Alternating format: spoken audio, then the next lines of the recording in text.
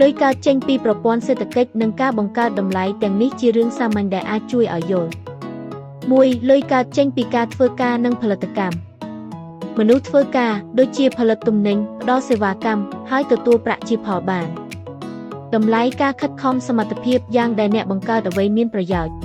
2. រដ្ឋនិងធនាគារកណ្ដាលបោះលុយ នៅកម្រិតជាតិ National Level ធនាគារជាតិកម្ពុជា NEDES បោះលុយថ្មី ត្រួតពិនិត្យបរិមាណលុយក្នុងប្រព័ន្ធ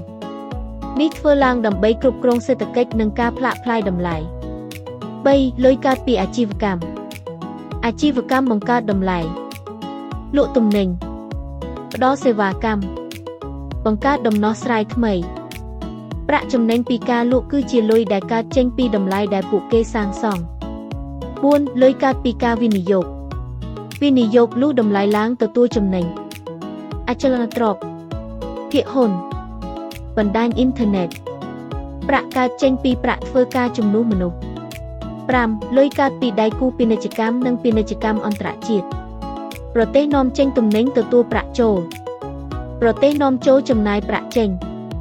នេះសាងសង់ជាប្រព័ន្ធលំហូរលុយរវាងប្រទេស បញ្ចប់សង្ខេបសាមញ្ញ លុយកើតពីតម្លៃបង្កើតពីការងារ ចំណេះដឹង វិនិយោគ អាជីវកម្ម និងការផលិត